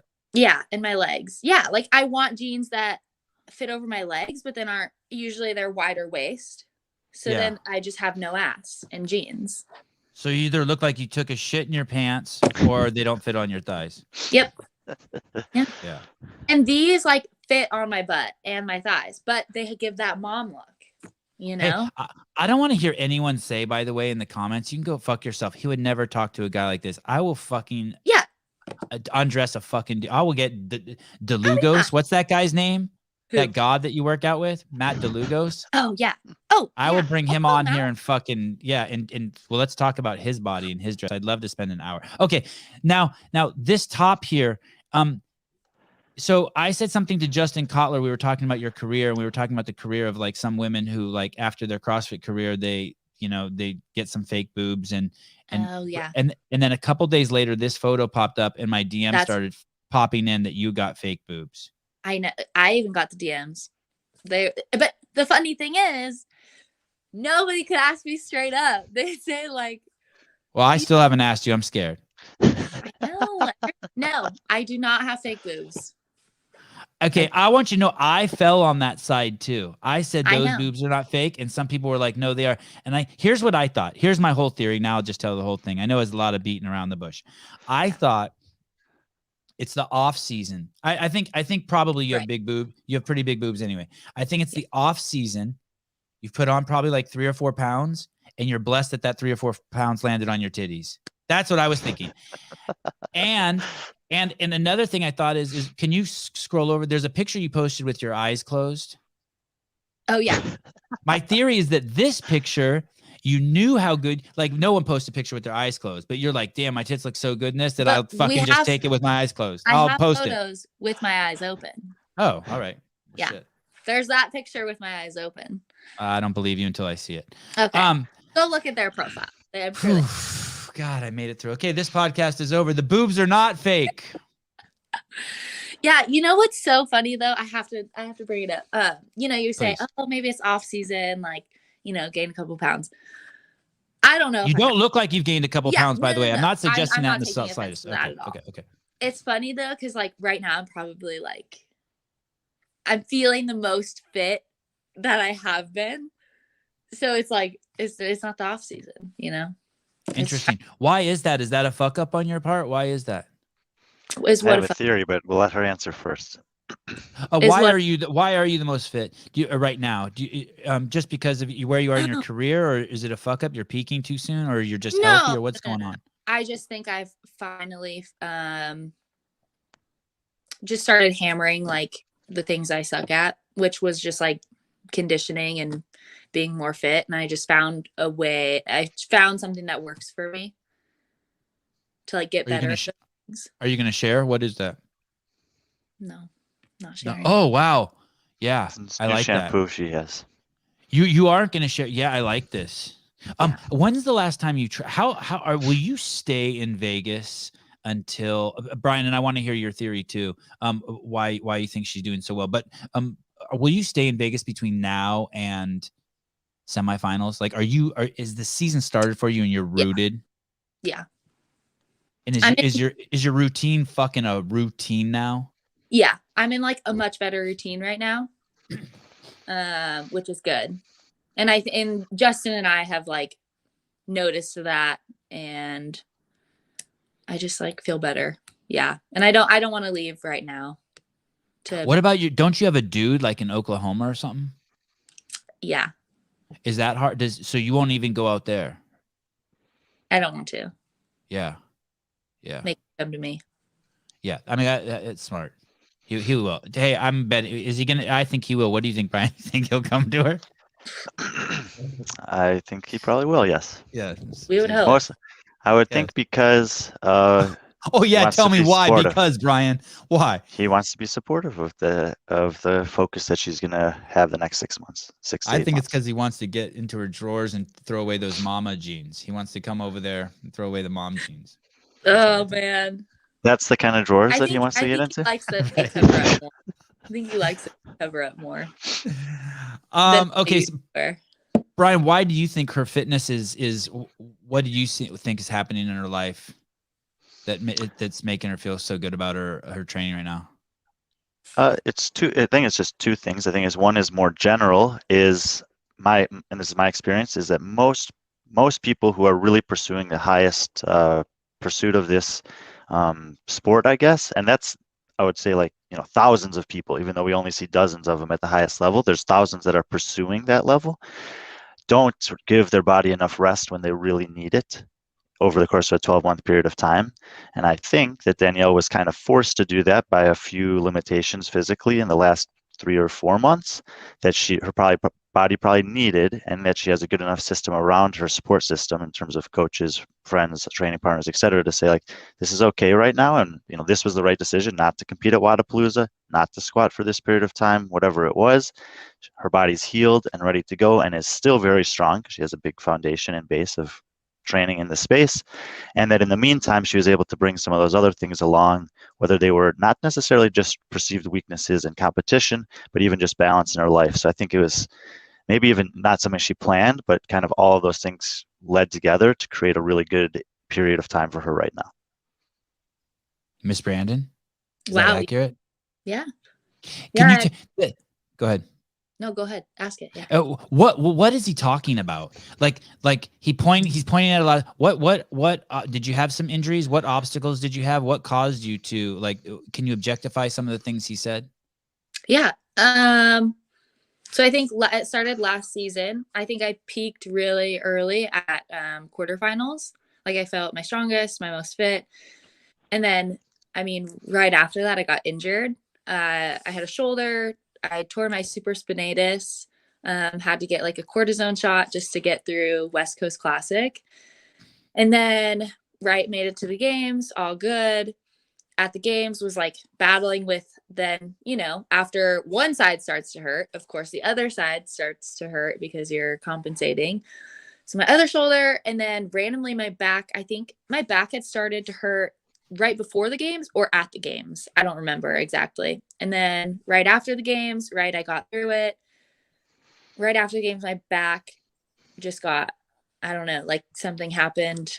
And I ended up, I think, just more injury to my L4, L5, and then a new herniated disc and a whole bunch of other stuff, right? So was forced to not do any strength and was basically forced to just do conditioning and just like easy stuff on my body. Is that what you're talking about, Brian? She had injuries that forced her to slow down and take inventory? Yeah. Did you ever look in the mirror and you were crooked? Have you ever had that? Yeah. Like, where it's scary, like, oh shit, my torso is not sitting And over you start, my hips start anymore. doing this move, you're like, Yeah. damn, maybe if I just do this, I'll be straight again. It's bad. Yeah. I mean, I would see it in pictures and I was like, oh, like, that's weird. I was like kind of self-conscious of it because I was like, why is I look crooked?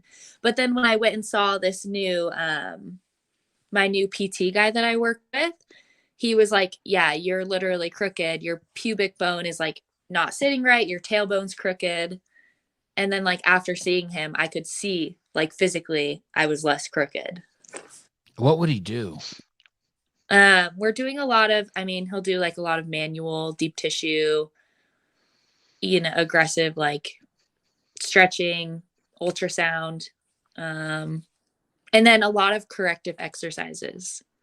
So like he sent me home with exercises. He's like, you have to do these every day during your training session, I think it was like 3 times a week, no matter what. If you're squatting, you have to do them before this. He didn't even want me squatting. So that's why when Wodapalooza came up and there was squatting, I was like, my PT saying not to squat. Like, I probably shouldn't do this. Probably shouldn't do these things. Do you do them religiously? I'm assuming it's really boring. I do shit. them almost every day. And is it really boring shit where you're like, okay, I need to like? Yeah, it's like laying down with like a hip circle band and doing like exercises you think you'd see at like a Globo gym girl doing for her booty, Right. But they help. So And how is your back? it's a lot better.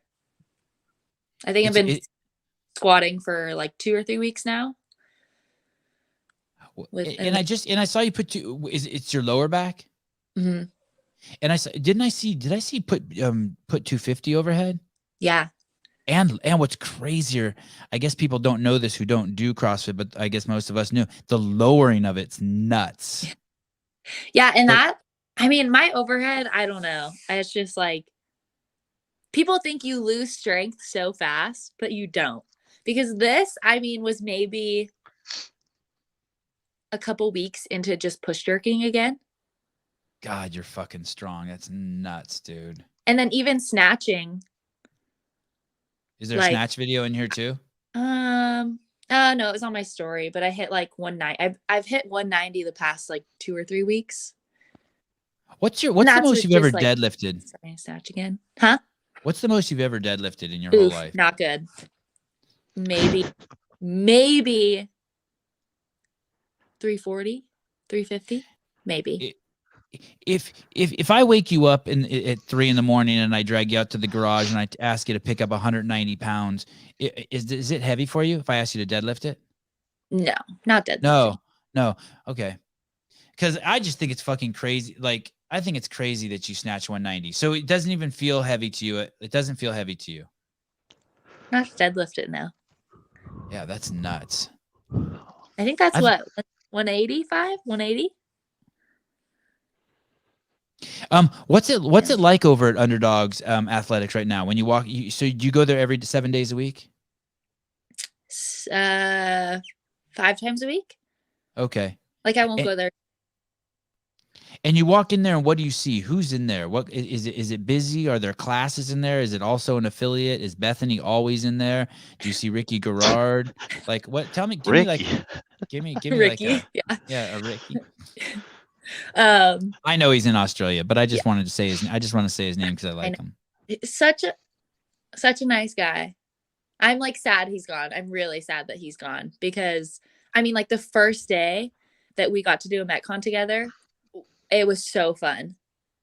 Like it was like a 2-part workout. He barely beat me on the first, like not even a rep. He beat me. And then like the second part, I like beat him barely. Like it was so fun. Hey, that's a good test. That boy might have one of the biggest engines in the history of the sport, huh? It was so fun. And so I'm really sad he's gone, but and he's even keeled his shit. That's right? not, I don't think that's even a whatever, because it's really hard to find someone that's like a good comparable training partner to you. And if you can find someone that's the opposite sex, that's almost as good as you, that's a pretty big advantage because it's hard to find and you don't have that kind of like, but I still want to beat her when it comes to game day. Exactly. I am really sad about that, especially because there's a whole bunch of factors as to why I wish I had that male training partner. But I wanted to dwell on it. I mean, it's hard to find and not very many people have it. Yeah. I want to ask. Say it again. I want to find it though. I want it. Yeah. He had an ass experience in Vegas, it sounds like, and that's why he went home. Well, and his home life sounds like it's amazing. Yeah.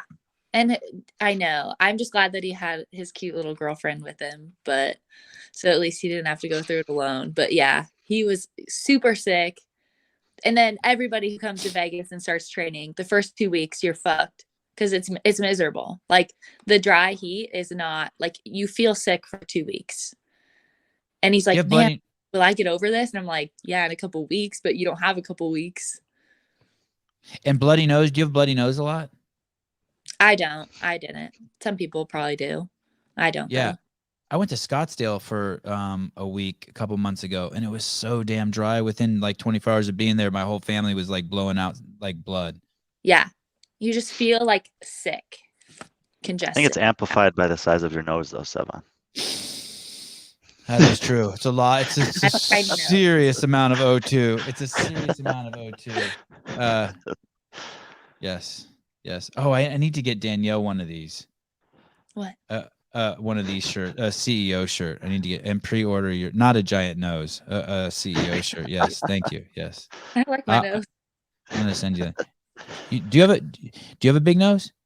No, I have a tiny nose, I feel like. Oh. Yeah, it doesn't look. I can't tell from here. I don't even have eyes that work anymore. Oh, no. No, okay, but we actually moved gyms. Tell me. So we were at CrossFit Culmination, and now we're at Camp Rhino. Do you know Alex Gazan? Brian, you do, I'm sure. Sounds familiar. You know? Sevan, she was on Allison Scudd's team at Wadapalooza. Yeah. Okay. She's like 19 or 20 years old. She's very young, right? Yeah. Does she train in Florida with Matt Torres's group? No, she's there with those guys. Oh, okay. I thought you said but she's with Brute. Sorry. It was her gym, and then this other girl, Sabrina, coached there. And it's a huge gym, and they're just super welcoming and accommodating. And so now we're just training over there. We have the gym like from a set time, and it works for all of us. So. And it's called Camp Rhino. That's the name of the gym. Yeah. That's how many? Let's just say it's 11 to 2 p.m. How many people come to this set time? What? Sabrina, Alex, Kyra, me, Allie, Bethany, Raph, Matt. Oh, I hope I'm not forgetting anyone. Mitch. It's pushing towards 10 or 12 people. Yeah. Are all of them coached by someone in the Underdogs group? Yeah, I mean, we're all there. Like, Justin's watching us every day. I think we're trying to get like another coach to be there. Yeah, I mean, that's if he's the only one keeping an eye on that many high level athletes, like that's pretty tough. Yeah. But I mean, like, I would say he's like doing a better job at just like selfishly focusing on like Bethany and I, and you know, he's doing a better job at that, but we still would like somebody else. And if that's like, 2 to 3 hours a day that you guys are there for a majority of that time, are each of you doing different things? Is there some overlap? Oh yeah. Usually like we try to do strength together. Like, people will share bar. I usually do stuff on my own, but that's just me. But people will share bars, or do like, if we have like a snatch EMOM, try to do the snatch EMOM together. The skill work, we'll usually try to do one big group, or like we'll have like 2 groups doing skill work. And then the Metcon we always do together. Interesting. So I was curious specifically about that, because like, is there ever a time where he might say, all right, obviously we have this Metcon coming up, but I want you guys to watch as these 3 athletes do this Metcon. Sometimes we'll just do we'll do like different heats. Because I think, this is something that sometimes I implement with some groups of the higher level athletes at our gym, is if we're all there training together, I still might say, let's go in 2 heats, because I think that there's a good opportunity for us to learn something from each other here. So I was just curious. Yeah, because you might beat me in a workout by a significant amount, but the strategy that I employ in the workout to do however well I did could end up being potentially helpful for you down the line. Yeah, we try to talk about it. Is that like something that he builds in there? Maybe like post Metcon, we're doing some mobility, stretching, rolling out, and have a conversation. Usually it's just like amongst us, like we do it, and I think. Oh, interesting. And I don't know if that's like natural. I mean, like, I don't know. I just feel like at our gym, we're not like, we're willing to share those things with each other, I think it is. I mean, I think that's pretty normal. So the Metcon ends, and then people just kind of like hang out, and what are you going to talk about? Well, what just happened for the last 10 minutes? Exactly. And then before, usually we have like our people, or like, our other person that we're like, hey, what are you going to do on this? Is there any element of, or how big of a element is the conversation between you and Justin before attacking a Metcon? Does he like to ask you what your plan is, or give you a plan to try to follow? Yeah, like me and Justin, especially if it's a Metcon, like, that needs that.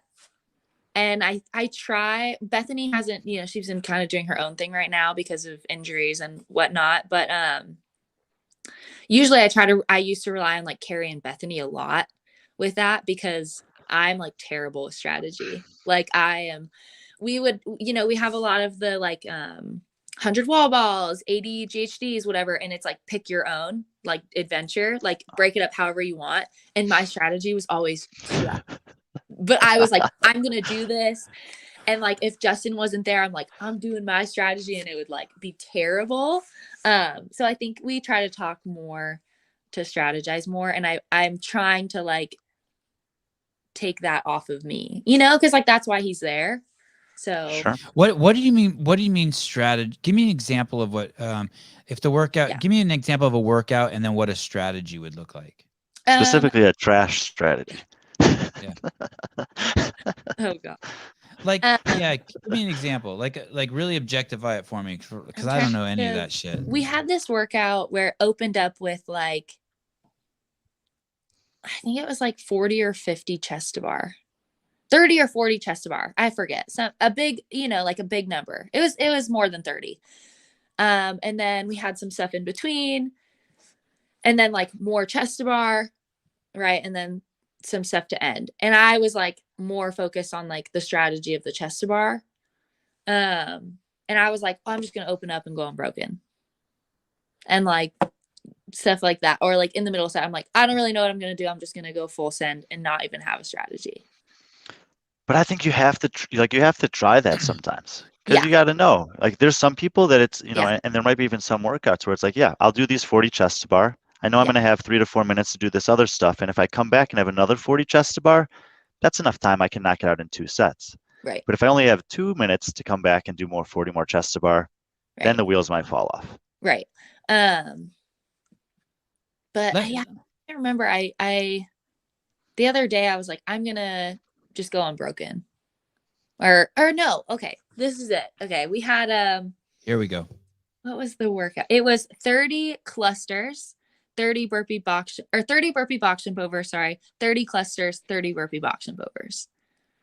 And at 135.95 cluster, right? Squat, clean, thruster.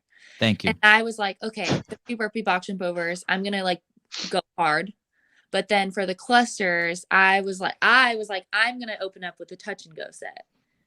And everyone's like, oh, like maybe like 5. And I was like, no, like I want to do like over 10. And Justin was like, I think you should go for it. Because like, why not now? You know what I mean? Like, right. He was like, well, why not? Like, let's try it. And I opened up with like 12 and I crushed it. I crushed everything. And everyone else did like singles, maybe opened up with a set of 3 or 5. I don't even think anyone did touch it. And that's a set of 12 might not work for everyone, but there's only one way to find out. Yeah. But we talked about it. That's what training's for. Yeah. He's like, let's go for it. Let me ask you about this. I wish I would have done more touch and go, but whatever. Let me ask you about this phenomenon. I don't even know if this is just stupid talk for an athlete of your level. Just tell me, and we'll move on.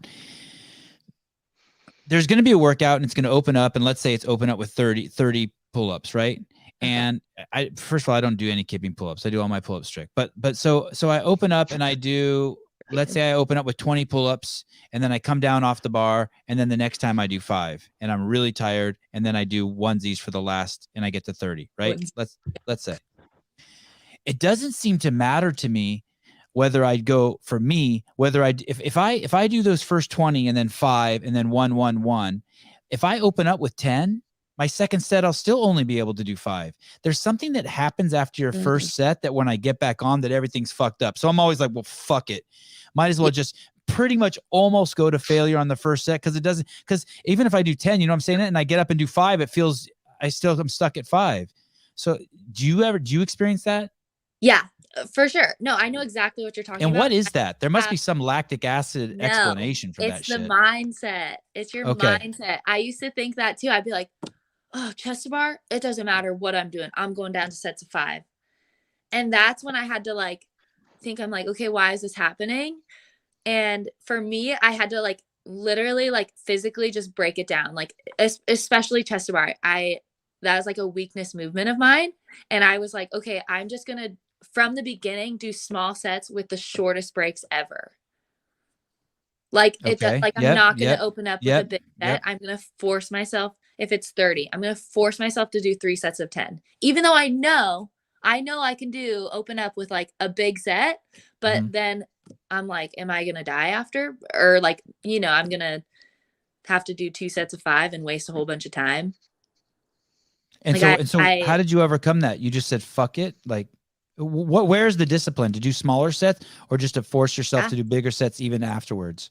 No, it was just like forcing myself to like break it down into smaller sets. Slow down. It took it to build that capacity. Cause then, you're doing 20 and then you're resting forever just to do a set of 5.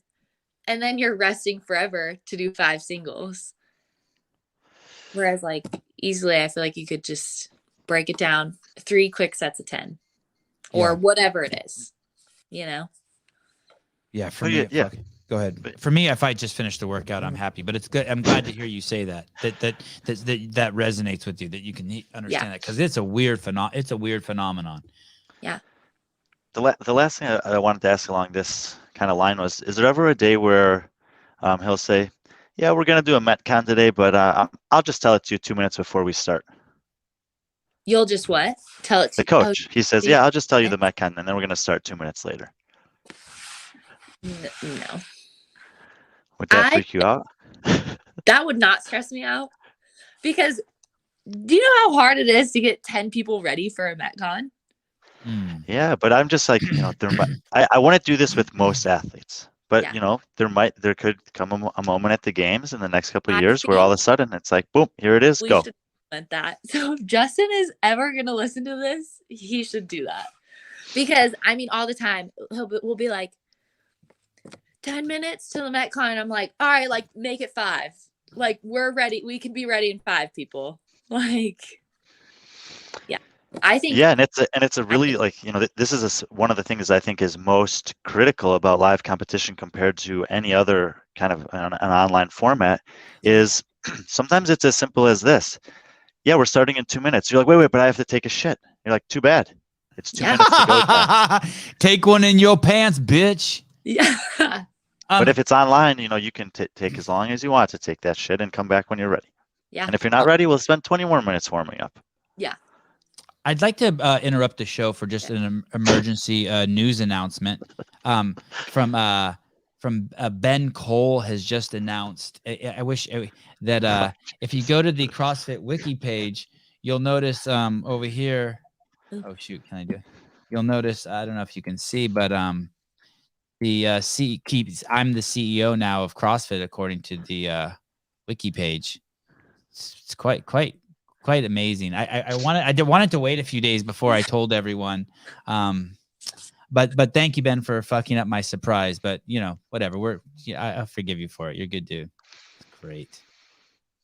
Oh my goodness. Oh my gosh, I'm so glad you interrupted us for that. Oh my goodness. You guys better get your CrossFit CEO shirts before either I get taken away to jail or we sell out of shirts. Oh my gosh. Fucking nuts. I love you guys. There we go. There's the shirt. Hilarious. There we go. And will you show the female one? Danielle, do you wear girl shirts or boy shirts? I wear guys ones because the girls ones always go like that. Yeah, like that right there.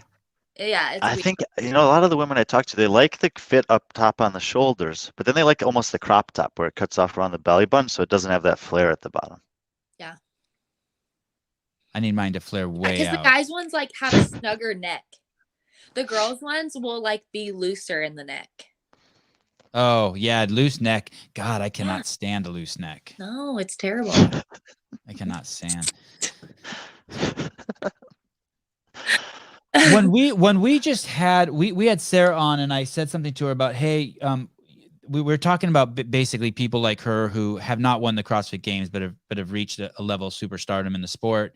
Her, we use Josh Bridges as an example, also who I mean, clearly amazing athletes, super charismatic, fun.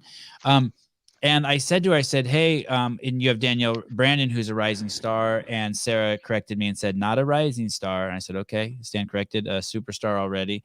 And I said, do you have any advice for her? Like on this path Because to show that you can still be a great role model, you can still climb to the top, you can be a superstar, not necessarily win the games, but really still command and contribute to the world as a whole. And the thing she said, very simple and cleanly, was make sure that the choices she chooses lead to her goal. Oh, wow. And I said, well, what do you mean? Like, don't go out with this guy if it doesn't work to that goal. Don't eat this meal if it doesn't go out to that goal. She basically, I don't think, she laughed, and then she said, I know Danielle will make the right choices. Oh. What does that resonate with you? Making the right choices in order to make sure you're going down the right path versus making the wrong choices? Of course. Yeah. But I that's with anyone. Right. And I think. But your path is narrower. Well, yeah. And it's pretty narrow. CrossFit, like with where I am at and all the choices that I had after the games, like that totally makes sense, you know, especially just with like, even like sponsors I sign with, you know, like there are not bad sponsors, but not sponsors out there that support what you want to do and are necessarily going to, you know, help you, let you completely focus on training. Or the people that I surround myself with, you know, there's a ton of choices that could lead me down the wrong path. I mean, give me an example. Like if let's say Toe Spacers is one of your sponsors, right? Mm-hmm. So they can come to your gym and take a picture of you wearing the Toe Spacers. They don't need you to fly to the fucking Swiss Alps and take 3 weeks off of your training to get that fucking photo. Yeah. But I'm sure, but I know there are sponsors out there that I'm sure like, no, like they need to come, they need to fly out here. We need her to do this, you know, they're like constantly on your ass. And it's like, dang, like, let me focus on training, you know? It reminds, I like to use this analogy a lot. People like someone, and I'll use an example. Someone may think, oh my God, I want to date Danielle Brandon. She's so beautiful. She's so strong. And then they realize that she was wearing those jeans the other night. Yeah, then they see those jeans. Yes. Thank you, Brian. They said this, that's not. Brian, that's so unlike you to fucking be mean like me. I can't believe you're jumping on board with the picking on Danielle thing. But then you get to see Danielle and you see that she's an eagle and she flies at 60,000 feet and you want to put her in a cage. And the second you put her in a cage, all the attributes that you liked about her, you no longer like. She doesn't have them. I think a lot of people will do that. They find a mate, and so sponsors can do the same things, right? They can be like, hey, we like you because you're a winner, but instead of contributing to your winning, they inhibit it. They put too many responsibilities on you, requirements, and mates are like that, man. The greater the mate, I don't know what's on the other side of the equation, but the greater the mate, the less of something else that you think you're going to have is going to be there. Well, I mean, the terms like the old ball and chain don't just happen accidentally. Right. Yeah. Yeah, you can't have any ball and chain. Mm-mm. Right? You have to be able to run full speed 400 meters around the track. You can't have any fucking like head trip. Well, we had a Bellator fighter on. Does this guy that you're dating now know that stuff? We had this Bellator fighter on this morning. He was a heavyweight. He's 6'8", 10-0. And I asked him about that. I was like, are there rules like 3 weeks before you get in a ring to fight to the death with someone, your wife cannot bring up like any shit? Like does your mate know? Is your mate understand that let's say you're a car that goes 200 miles an hour and you pick him up at his house. He knows he can't like bring a bag of groceries in there. That's like just not something you do in a fucking Formula One race car. Does he know he can't bring a bag of groceries into the Danielle Brandon mindset? Does he know? I think it is. Or she knows. Sorry, I don't mean to make an progress. assumption. Yeah, okay. Work in progress. I think people who date CrossFitters think they know what they're getting into, but not really. Or dating athletes. Yeah, people or anyone who just wants to.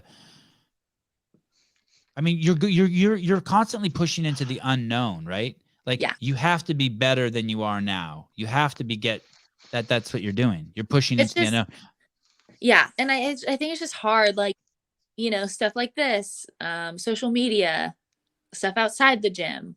You know, I'm constantly like networking and talking to new people, hanging out with new people. It's like a lot for someone who doesn't live that life to understand fully, I think.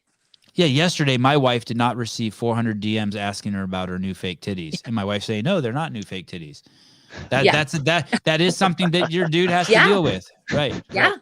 Yeah, I get it. but something that I'm and like, that's even superficial and not even really a big deal, right? I mean, there's other really heavy shit. Yeah, but it's like, I'm willing to do that stuff. I'm like, I'm willing to like be open on Instagram and talk about my life or answer a question. If someone asks me if I have fake tits, like, no, I don't have fake tits. Like, I'm willing to answer that, whereas like some people would be like, why? Like, you don't have to answer that. Or like, why would and you don't have to answer.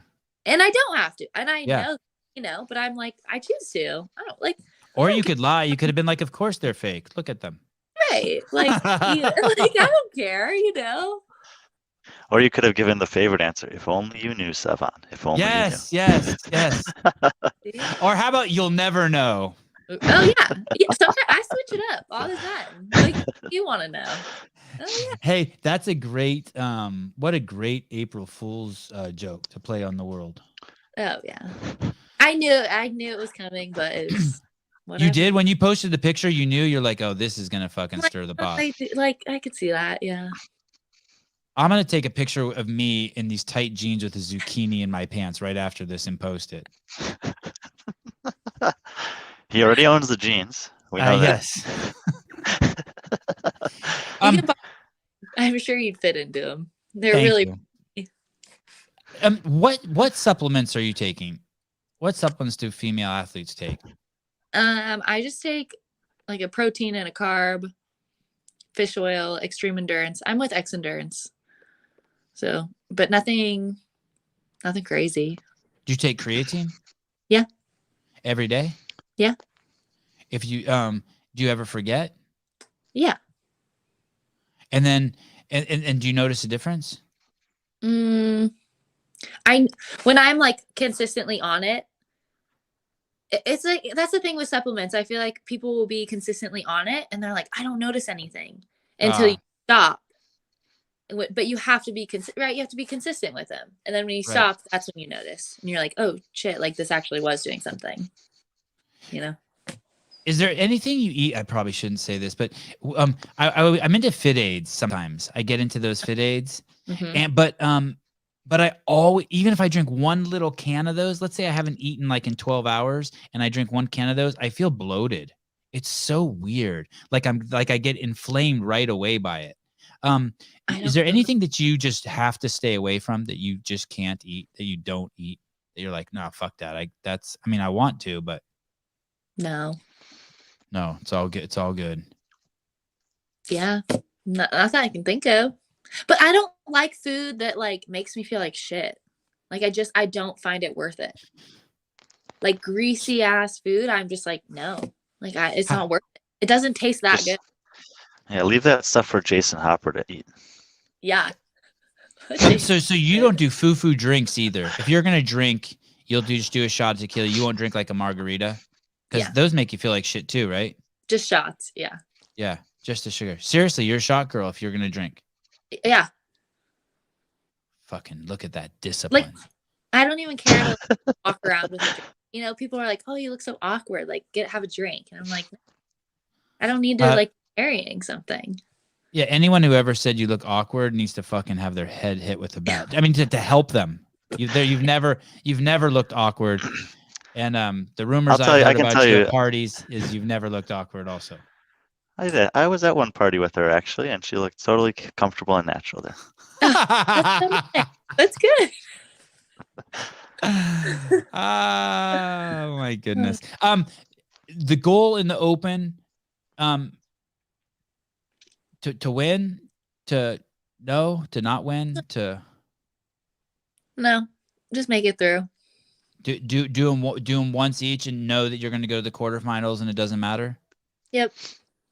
Is there any seeding? Is there any benefit to doing better in the Open in terms of where you get seeded? Or no? Nope. TBD. No one actually knows exactly how CrossFit's gonna do that seeding process, and I think they did give some inclination that they made a favor to the top seeds last year, but it's hard to say. But that was from quarterfinals. Correct. Correct. Not Yeah. Yeah. That's right. quarterfinals. Yeah. So But what you're saying, there's not necessarily any goals during quarterfinals. Like, I'm not like, oh, if I don't get top 5, I'm going to be upset. But there's like a slight goal to do okay, because you do want that good seeding. Because last year, I think I got 8th in quarterfinals, which benefited to me getting to choose what semifinal I wanted to go to. I think they did say that they gave the top 10 from the quarterfinals. It may have been top 20 even, was it? Unless you were Canadian, then you were out of luck no matter how hard you tried to make it happen. Top 20, because didn't Bethany not get top 10? Yeah, well, the And thing is, we don't, it's not transparent how they're doing that, and it's probably not going to be this year either. But I think, for someone of your caliber, open, you're exactly right. Unless you're trying to win it because you want the prize money, just get through in the top 10%, and from that point, I do think there is probably, but I don't even know about probably. I say potentially some benefit to being in the top 10 or 20. Yeah. we were talking about the other day on the show, Danielle, is that this year they shouldn't even have testing for COVID. Like, who cares if you have COVID or not? Like if Carrie wanted to compete or Bethany wanted to compete, who gives a fuck? Like, just go compete. Quit being a fucking. Yeah. It's your fucking business. Exactly. If they want to compete sick, who cares? Are you still in touch? Sick people all day. Like, it's crazy. I had Nikki Rodriguez on. And I want to tell you the crowning of achievement of my podcast up to this point. I think we're almost 300 episodes in. Was when I had the two of you on at this screen at the same time. And I know you're like two of this. I wanted to do that like a scientist. You're the two sexiest people I know, so I wanted to see both of you on my screen at the same time. I felt like a mad scientist. But no one ever argues whether you're the sexiest person, but some people don't think Nikki's that sexy. But I think he just oozes some sort of really. Did you like him? I really liked him. He was so nice, so kind. And I was like, he turned into a person. He was kind of a robot, and then you came on and he turned into a person. He's kind of the opposite of most dudes. Most dudes turn into robots around girls. He kind of like chilled out around you. What? Jason Harper. Oh. Oh man. Have you guys had him on in a minute? No, we can't have Jason.